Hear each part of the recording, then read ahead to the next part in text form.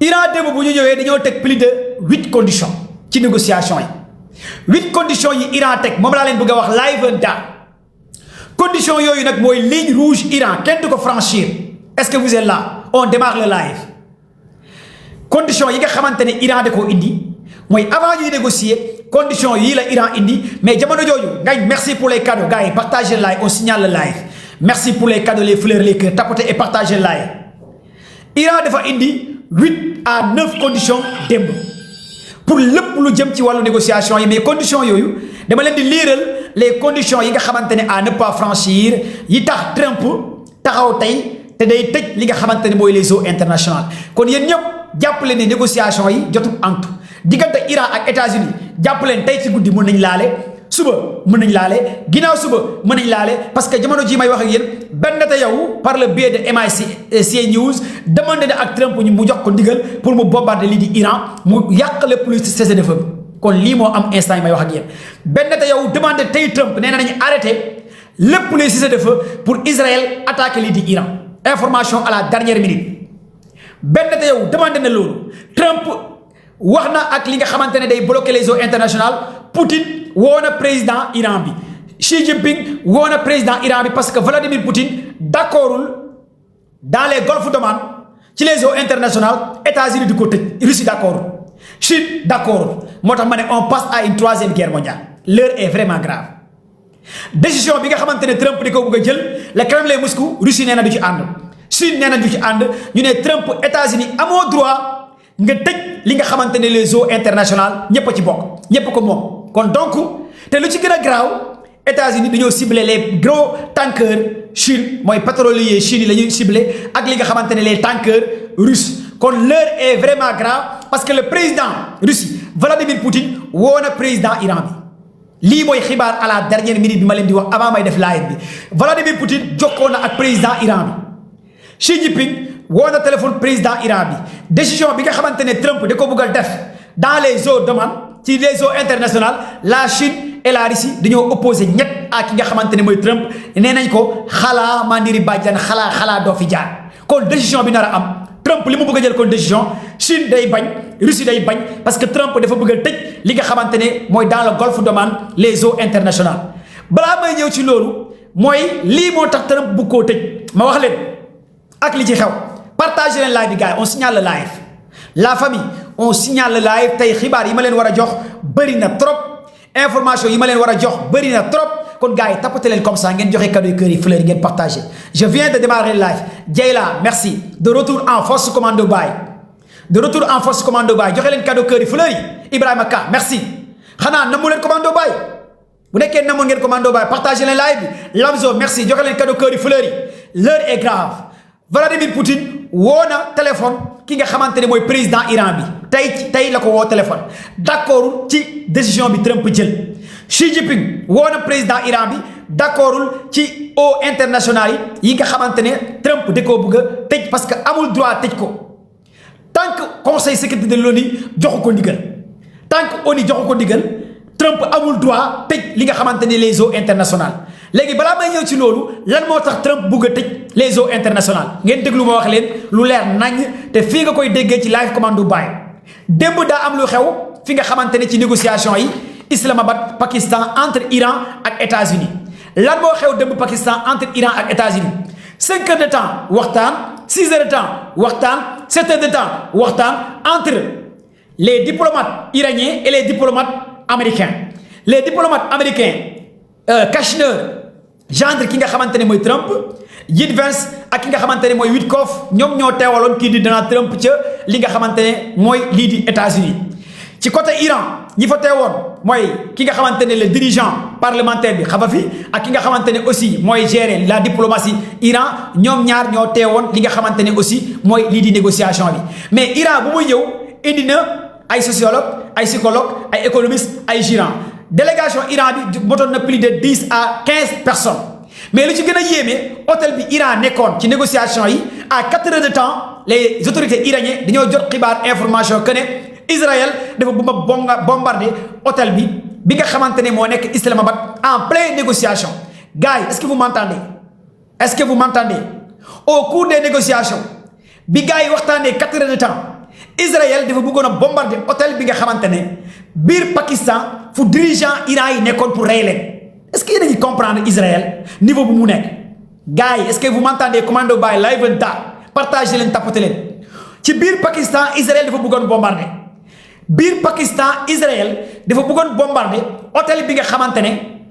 président assemblée nationale Iran bi fa la nekkoon xam nga fi ki nga xamante ne mooy ministre des affaires étrangères Iran bi ak plus de 15 autorités Iran fu ñu nekkoon ci hôtel bi en pleine négociation Israël dafa bëggoon bombarder li nga xamante ne mooy hôtel bi rey ses dirigeants en pleine négociation mais li ci gën a yéeme les autorités Pakistan bu ñu jotee xibaar information bi dañoo activer seen doctrine nucléaire bi Pakistan dafa joxe autorisation ñu activer doctrine nucléaire Pakistan bi xam ngeen Pakistan réew la boo xamante ne am na arme nucléaire Pakistanais yi ñoo envoyé message ki nga xamante ne mooy États-Unis envoyé message Israël ne bu Israël bombardé fi nga xamante ne mooy biir Pakistan dina riposter arme nucléaire bombardé li nga xamante ne Israël parce que Israël amul droit bombarder biir Pakistan en pleine négociation tension yi commencé yéeg ñaari médias américains CNews Fox News commencé génne ay xibaar gars yi wax ak ki nga xamante ne mooy Ben Netanyahu Trump wax ak Ben Netanyahu ne ko arrêtel waroo bombarder hôtel bi nga xamante ne foofu la dirigeant ñi nga xamante ne nekk waa Pakistan xamal carrément li nga xamante ne Ben Netanyahu Pakistan du Émirats arabes Pakistan du Arabie Saoudite Pakistan du Qatar am nga droit bombarder ces pays mais bés boo bombarder yow Ben Netanyahu biir Pakistan ñun waa Pakistan dinañ raser li nga xamante ne mooy Israël bu nekkee waa Iran am nañ confiance ñëw fi nga xamante ne mooy Pakistan ñëw Islamabad mais parce que ñun am nañ arme nucléaire comme yow Ben Netanyahu ni nga amee arme nucléaire mais bés boo bombardé biir Pakistan nga rey li nga xamante ne mooy dirigeant ñun dañuy raser lépp lii Israël lii moo nekkoon premier élément ci biir négociation yi amoon na ay tensions yu am doole en même temps est-ce que vous m'entendez pare wu ma ci négociation yi dama leen di wax d'abord li xewoon les heures graves moment yi amoon ci négociation yi biir Islamabad foofu la amoon hôtel bi nga xamante ne dirigeant iranien yi fa la nekkoon commando bàyyi la de tapoter et partager le live gars yi partager le live on signale le live xam naa namoon ngeen ma lool ana sama mbokku joolaa yi les Jeeju 75 les Sané 75 les Gujaabi 75 ana waa Balingor temps yi moom joolaa yi laa jël de temps yi yéen joolaa yi dama leen jël yéen laa yéeg yéenay samay xarit parce que dem naa Casamance ngeen accueillir ma kon jox leen ma ay cadeau ay kër ay fleur na gaaw partager le live bi ana waa Bois Sacré bi yéenay samay xarit tapoter et partager live kon li ngeen war a comprendre ak li ngeen war a xam mooy que ne démb lii moo nekkoon tension yu amoon ci li xew ci lu amoon fi nga xamante ne mooy Islamabad 4 heures de temps ci la Ben Netanyahu gars yi wax ak moom ne ko carrément bul bombarder lii di hôtel bi en même moment Iran a envoyé 5 avions Iran jëm na ko envoyé fi nga xamante ne mooy lii di Pakistan pour sécuriser lépp li nga xamante ne mooy zone bii di dirigeant Iran yi nekk Vladimir Poutine envoyé benn avion boo xamante ne de système de défense GPR avec des drones de renseignement fi nga xamante ne aussi mooy Islamabad pour sécuriser li nga xamante ne mooy dirigeant lii di Iran Chine aussi envoyé beneen avion électronique pour jàppale li nga xamante ne mooy dirigeant Iran yi kon démb li ngeen war a comprendre ci négociation yi Chine wane na péetam pour jàppale Iran pour bu kenn laal ces négociations gars yi dem pour négocier négociateurs yi Russie jàppale na Iran en pleine négociation Iran aussi envoyé na ay avions pour ñu sécuriser hôtel bi nga xamante ne foofu la dirigeant Iran yi nekkoon en pleine négociation léegi nag lan moo tax gars yi partagez leen live bi partagez leen live bi est-ce que vous partagez le live s'il vous plaît je vois rien et on signale le live léegi nag li ngeen war a comprendre fii lan moo naqari Trump ba mu bëgg a tëj les eaux internationales suba lundi à partir de 14h le Trump joxe date kon demain lundi à partir de 14h dans le golfe d'Oman dans les eaux internationales Trump jox na autorisation la marine américaine pour ñu bloquer les eaux internationales en plein cessez-le-feu lan moo naqari Trump mu joxe ndigal demain lundi à partir de 14h dans le golfe d'Oman dans les eaux internationales ñu Trump utiliser la marine américaine pour ñu bloquer li nga xamante ne tous les navires yi pare pour fay plus de 2 millions de dollars li nga xamante ne mooy dans le détroit d'Ormuz bu ñu fayee ba pare jàll bu ñu ñëwee Trump da leen di bloquer lan moo naqari Donald Trump pour mu pare bloquer ñooñu partagez le live s'il vous plaît la famille li naqari Trump moom laa leen di wax d'abord en pleine négociation Iran daa am lu mu indi ci négociation bi démb mooy les lignes rouges waxal les lignes rouges répète les lignes rouges Iran lii la indi ci négociation bi d'abord liste des conditions des lignes rouges à ne pas franchir yoo xamante ne bokkul ci négociation yi lii la Iran teg ci table bi Iran dafa ne souveraineté complète de la République islamique sur le détroit d'Ormuz mooy détroit d'Ormuz Iran moo koy moom définitivement amul négociation amul dara loolu kenn du ko négocier du partenaire ak États-Unis du ci waxtaan kenn du ci négocier kenn loolu sont des lignes rouges à ne pas franchir lii mooy premier élément parce que Iran moo njëkk a teg condition yi nga xamante ne moom la soxla loolu kenn du ci waxtaan yii point yi Iran ciblé kenn du ci waxtaan ngeen déglu ma wax leen point yi yooyu amul waxtaan maanaam point yoo xamante ne kenn du ci négocier mën nañ négocier ak leneen mais lii amul négocier mooy détroit d'Ormuz Iran nee na kenn du ci négocier ak moom moo ko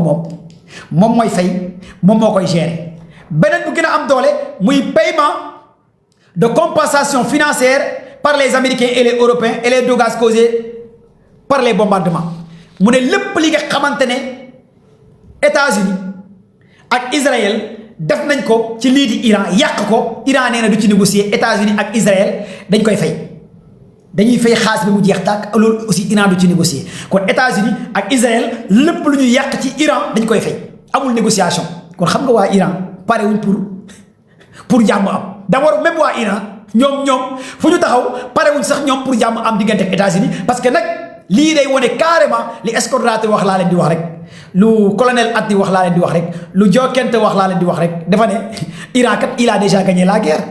ku gagné la guerre mooy teg ay conditions mu ne fii ak 45 ans États-Unis moo doon teg ay conditions mu ne c'est la première fois dans l'histoire des États-Unis de 1917 à l'an 2026 histoire des États-Unis de 1917 à l'an 2026 c'est la première fois un État islamique tegal État américain ay conditions yoo xamante ni c'est jamais vu dans l'histoire te lii américain ñoo ko waxal seen bopp ku mel ni David Palmer un ancien colonel de l'armée américaine ku mel ni Eric Powell un ancien renseignement de l'armée américaine mu ne échec total mit États-Unis daanu na c'est jamais vu dans l'histoire l'État islamique impose les lignes rouges les Américains américains ñoo doon imposer lignes rouges léegi Iran mooy imposer lignes rouges kon ça prouve que les Iraniens ont déjà gagné la guerre lii ñëpp wax nañ ko tous les renseignements américains ces professeurs ces investigateurs amul kenn ku taxaw ne carrément Iran gagné wul li mooy deuxième condition bi Iran nee na Toufa merci Khadi merci pour les cadeaux les fleurs les cœurs ñaari conditions yi la waxagum 7 conditions la 8 conditions la 9 conditions la conditions yi may wax mooy ce sont les lignes rouges à ne pas franchir Iran nee na Israël ak États-Unis lépp lu ñu yàq ci Iran dañ koy fay loolu Iran du ci négocier ak kenn détroit d'Ormuz moomeelam lay doon moom képp ku fa jaarati da ngay fay mais beneen condition bi Iran teg mooy la libération complète des avoirs gelés par les Américains non attends mais Iran yi mais waa Iran bëgguñ jàmm en fait mais waa Iran bëgguñ jàmm waa Iran nee nañ la libération complète des avoirs gelés par les Américains et les Européens dans toutes les banques européennes américains concernant Iran maanaam bépp alal xaalis bu réewu européen yi teel Iran américains yi Iran dañ koy delloo Iran nee na du ci négocier mooy troisième élément bi Iran teg bépp alal de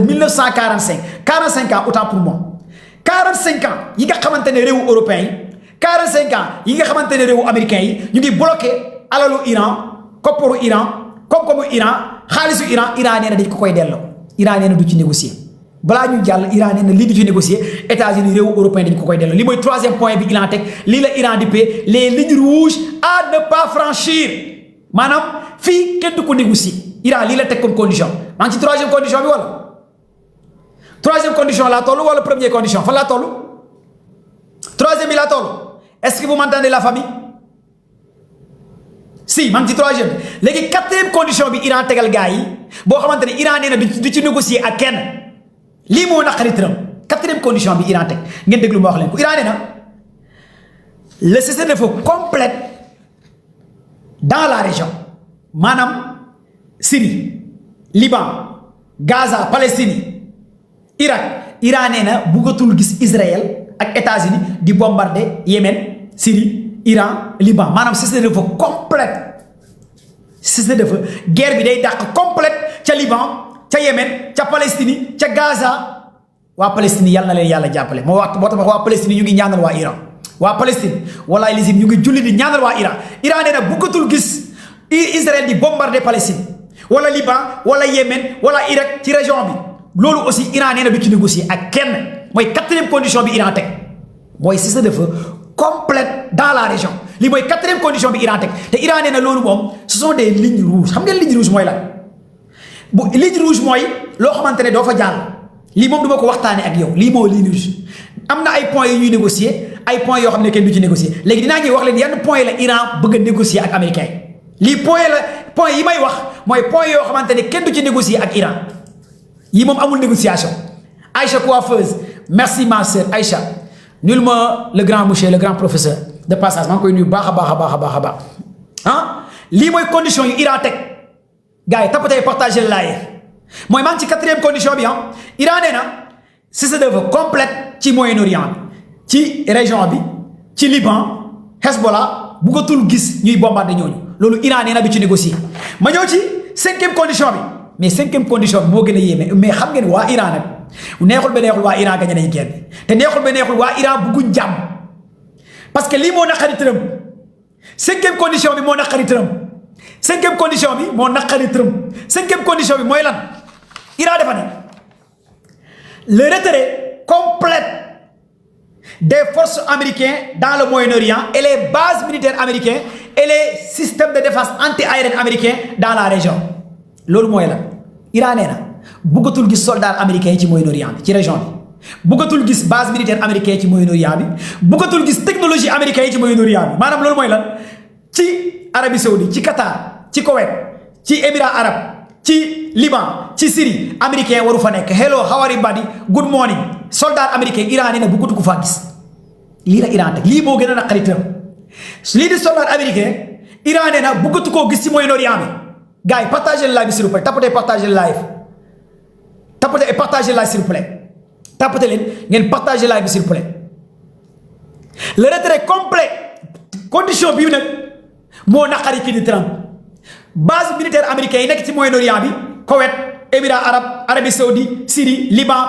tous les américains yu nekk ci région bi dans la Moyen-Orient Iran nee na américain yi génn nu mu gën a gaawee et la technologie ak système de défense anti-aérienne bu américain teg ci Moyen-Orient bi nañ ko génnee ci région bi lii mooy 5e condition bi Iran teg te Iran nee na lii du ci négocier léegi dinaa leen wax ci lan la Iran bëgg a négocier ak li nga xamante ne du ci négocier lii nag moo jaaxal adduna bi lii moo tax quand j'ai écouté aujourd'hui Escorate nee na condition yu Iran teg dafa mel ni Trump mi doon wax gagné na guerre bi mu ne Trump fan la toll ak ku gagné guerre mu ne nit ku koo gagné est-ce que dina la tegal ay conditions mu ne ko noonu mu ne par rapport à ces conditions ça prouve que ne Trump fenkat la kon Ousmane Sonko bu ne Trump day déstabiliser réew mi un ancien agent de la CIA Escorate nee na Trump moo dàq fen ci àdduna bi xanaa lan moo gën a garaaw bu nekkee tey François Hollande nee na Trump dafay fen pour taal àdduna bi lan moo gën a garaaw ci loolu te Sonko waxul ne Trump day fen kon donc gars yi ñiy wax Trump lu gën a bon États-Unis lañ nekk est-ce que xam ngeen loolu ñiy saaga Trump matin midi soir ay américain lañ ñiy saaga Trump matin midi soir ay français lañ kon Sénégal gëm leen yàlla ngeen wóolu yàlla Sonko saagawul Trump Sonko dafa ne déstabiliser kese ngeen di commencé dugg ci bunker yi pour yéen Trump day bombarder Sénégal même Trump bu bombarder Sénégal ngeen dee ci jàmm dem àjjana kon donc def leen ndànk gëm yàlla wóolu yàlla anamu ay taalibe Sëñ Tuubaa ngeen ay taalibe Baay Ñas taalibe Hajji Maalik Si taalibe Limaamu Laay te Trump kii déstabiliser ku ne waaw Sonko waru ko wax danañu bombarder Sonko dina taal dëkk bi wooy sama ndey wooyaa yooyu Sonko dina taal Sénégal wooy sama ndey Sonko wax na nangam ma ne dee leen gore bu ngeen di dee na ngeen dee ci gor bu ngeen di dee sax gore leen ah bu ngeen dund ba pare du ngeen gore ngeen ne du ngeen dee ngeen teg ko fan même Trump bu bombarder woon Sénégal après c'est pas la fin du monde ñi war a dee ñooy dee ñi war a dund ñooy dund ah ñi dee Iran Syrie Gaza dañoo gën lan moo tax sénégalais bëgg a kaa bëgg a dund bëgg a alal te bëggul dee pour lan nga bëgg a dem àjjana te doo dee ku bëgg a dem àjjana foog nga dee nag mais booy dee goreel nag ah beneen condition bi nga xamante ne aussi sa waay teg na ko mooy lan gars yi partagé leen live bi ban condition laa nekk ak fan laa toll 4e condition laa toll woon wala 5e condition ban condition laa toll woon maa ngi ñëw pare gu 5e condition bi mooy retrait complet des soldats américains dans le Moyen-Orient lii la Iran teg mooy condition yi Iran du ci négocier ak kenn. 6e condition bi Iran nee na non attends non Iran les Iraniens sont forts en matière de négociation kon gars yi doon wax Iran warut a négocier mais parce que xamu leen ñan ñooy Iran parce que xamu leen Iranien yi parce que dëggantaan xamu leen Iranien yi en fait mais su ngeen xamoon Iranien yi le président du parlement il est habitué xabafi à des négociations très extrêmes te loolu rek la ñu ay ci négociation.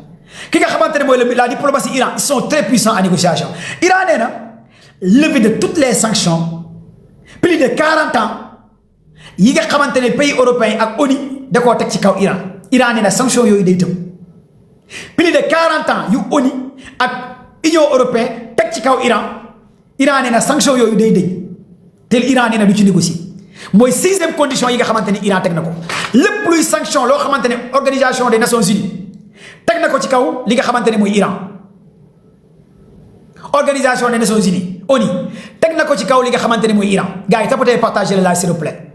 vous êtes 5000 personnes sur le live lépp luy sanction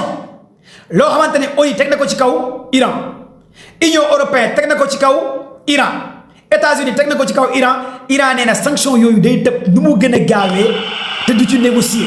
Merci pour les fleurs, les cadeaux, les cœurs. Gars, jox leen cadeau cœur yi fleurs yi on signale le live s'il vous plaît 5 minutes ngeen joxe cadeau cœur fleurs ngeen partage live bi Allemagne merci les grands donateurs gisuma leen Allemagne merci pour les cadeaux Astou merci Cheikh merci joxe leen cadeau cœur yi fleurs yi parce que on signale le live vous êtes 5000 personnes sur le live merci partagez joxe leen tapoter leen ngeen partage live bi monsieur Guèye merci madame Guèye merci ci cadeau yi cœur yi fleurs yi joxe leen cadeau yi cœur yi fleurs yi pour sécuriser le live et tapotez bien et partagez live Touba Optimique merci ñi abonné gul ngeen abonné Toufa merci grand donateur donatrice yi merci gars joxe leen cadeau cœur yi fleurs yi pour sécuriser le live dafa war a gaaw Babacar merci Babacar dese naa ñaata condition 3 moo des te 3 yi des moo gën a dangereux yi Iran teg condition il balance en donnant des informations et puis il balance pour vous donner des informations concernant la géopolitique et la géostratégie. Partagez le live s'il vous plaît, Mouga. Tapez partagez le live. Les 7e condition, Iran a fait annulation de toutes les sanctions envers Iran. Merci Saré, merci Djamarek. Par les Nations Unies. Le plus sanction yoo xamante ne États-Unis ONU teg na ko ci kaw Iran ci wàllu det ci wàllu alal ci wàllu koom-koom Iran nee na dañuy annuler lépp luy ces sanctions beneen bi mooy bépp sanction bu agence internationale de l'énergie atomique IAEA teg ci kaw Iran nee na sanction yooyu nañ ko annuler ci kawam lii mooy condition yi nga xamante ne Iran teg na ko beneen bi mooy reconnaissance des droits de l'Iran ci l'enrichissement uranium bi Iran day continuer di enrichir uranium bi pour mën a am lii di arme nucléaire gars est-ce que yéen a comprendre fii Iran nee na uranium bi nga xamante ne yor na ko di ko enrichir lii nag moo gën a métti Trump arme nucléaire lay wax Iran nee na am na droit di enrichir arme nucléaire uranium bi mais loolu du ci négocier beneen bu gën a yéeme bi Iran teg mooy les missiles balistiques porteurs ogives nucléaires Iran nee na ces missiles balistiques amul dara lu muy négocier par rapport à ces missiles balistiques lii la Iran teg ci kaw table bi ci waxtaan bi nga xamante ne amoon na démb Islamabad lii la Iran teg bi Iran tegee lii nag ci kaw table bi ci la benn tayaw ne Trump jox ma ndigal ma bombardé gars yi ci hôtel bi lii moo indi woon coow li parce que lii la Iran tegoon ne lii kenn du ci négocier ak moom lii mooy première condition les lignes rouges à ne pas franchir lii nag Iran dafa ne di ci négocier lii ngeen war a comprendre Iran ne du négocier ci lii léegi nag question bi ma leen di laaj mooy kon Iran lan la war a négocier yan condition la Iran war a négocier léegi question bi ma leen laaj yéen léegi yan condition la Iran teg pour négocier yi parce que li ma leen wax nii Iran parewul pour négocier ci sont des conditions à ne pas franchir mooy lan premier élément mooy souveraineté complète détroit d'Ormuz Iran du ci négocier moo ko moom moo ko fay ñaareel bi mooy paiement des composants financiers taxes yépp ak alal ak koppor Iran du ci négocier lépp lu ko gars yi amal dañ ko koy fay beneen mooy la libération complète des bases des avions militaires dans le Moyen-Orient base militaire américaine dañu koy tëj Iran du ci négocier le cessez-le-feu complet dans la région Liban Gaza Palestine Arabie Saoudite tous ces alliés ak Irak États-Unis day arrêté di bombarder les alliés ak base militaire américaine day quitté uranium bi du ci négocier détroit d'Ormuz du ci négocier sanctions yi ko gars yi teg du ci négocier tous ces éléments Iran nee na nekkul loo xamante ne da ciy waxtaan ça ce sont des conditions à ne pas franchir on appelle ça des lignes rouges à ne pas franchir loolu c'est hyper important pour ngeen xam ko et c'est très important pour ngeen xam ko sont les éléments les conditions yi nga xamante ne Iran teg na ko à ne pas négocier lii c'est hyper important pour ngeen am ci comme information léegi nag lii moo naqari kii di Trump bi lii wàccee nag ci la gars yi wax ak ki nga xamante ni Trump dans l'urgence JD Vance envoyé Trump li nga xamante ne mooy information ne ko carrément condition yi la Iran teg ligne rouge bii la Iran teg lii la gars yi teg mais États-Unis ñoom d'accord nañ lépp luy alal lu xaalis lu ñu yoreel Iran dañu koy jox Iran américains yi d'accord nañ plus de 40 ans lu ñu bloqué compte banque Iran États-Unis pare na pour delloo ko Iran plus de 40 ans lépp lu réewu européen yoreel Iran alal xaalis pare nañ pour delloo ko Iran plus de 40 ans bépp sanction bu ONU teg ci kaw Iran américains yi ak européens yi pare nañ pour delloo ko Iran concernant construction bi nga xamante ne pour defaraat Iran européens yi ak américains yi ñoom pare nañ pour jàppale Iran tabaxaat Iran lépp lu ñu fa yàq ñoom pare nañ pour tabaxaat li nga xamante ne mu Iran kon américains yi d'accord nañ ci condition yii ma limal leen muy tabaxaat Iran pare nañ pour jox Iran xaalis ak européens yi tabaxaat Iran construire Iran pare nañ ci débloquer les sanctions plus de 40 ans pare nañ ci lever toutes les sanctions pare nañ ci mais xanaa dëgg-dëgg koo gañe nag koo gañe doo ko tabaxaat réew nit boo xamante ne gañe nga ko ba pare doo demaat di tabaxaat yow di ko joxaat alal di débloquer plus de 40 ans ay sanctions kon États-Unis d'accord nañ léegi nag fan la problème bi nekk mooy américains yi dañoo ne Iran dañuy partager Iran ak détroit d'Ormuz pour ñu ak Oman ñu def avantage pour américains yi ak Iran nekk ay partenaires ci détroit d'Ormuz Iran ak américains yi duñu nekk ay partenaires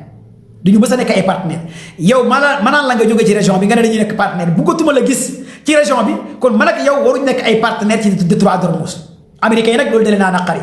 américains yi aussi tegal Iran que uranium bi da ngay bàyyi enrichissement bi ak li nga xamante ne mooy missile balistique yi Iran ne bàyyiwul uranium bi bàyyiwul enrichissement bi bàyyiwul missile balistique yi bàyyiwul détroit d'Ormuz lépp ci moomeelam lay doon kon lii moo tax démb gars yi juboowuñ ci négociation yi kon démb gars yi juboowuñ ci négociation bi kon lii moo waral démb gars yi juboowuñ léegi nag bu Trump wootee réunion de crise bi gars yi ñu see Trump dafa organiser ci Oval mooy Maison Blanche réunion de crise wax ak gars yi éventuel lan la ñu war a def pour génn ci lii pour parce que Iran dafa bëgg a humilier li nga xamante ne mooy américain yi y a un sénateur américain bu tudd Jimmy y a un sénateur américain bu tudd Jimmy ak ki nga xamante ne aussi mooy Wicks ak Stéphane ay sénateur américain rek lan la ñuy wax ñu ne les Iraniens ont humilié les Américains à travers le monde ñaari sénateur américain ñoo wax loolu ñu ne depuis 1917 jusqu'à l'an 2026 c'est la première fois dans l'histoire des États-Unis les Irakiens ont humilié devant la face du monde les Américains li ñu wax leen di samay kaddu ay sénateur américain ñu waxaat ne Trump wane na carrément États-Unis nekkatuñ puissance américaine maanaam Trump dindi na mit États-Unis maanaam lu taxoon gars yi ragal États-Unis yëpp Trump dindi na ko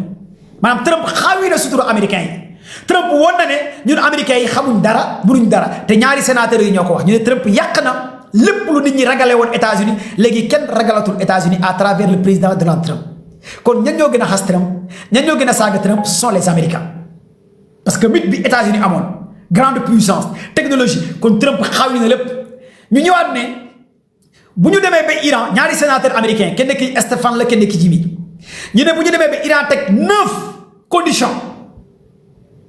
c'est la première fois dans l'histoire des Américains un pays islamique di tegal États-Unis des lignes rouges ñaari sénateur américain ñoo ko wax Escorate nee na c'est la première fois dans l'histoire des Américains un pays musulman benn réewu jullit taxaw jàkkaarloog une puissance nucléaire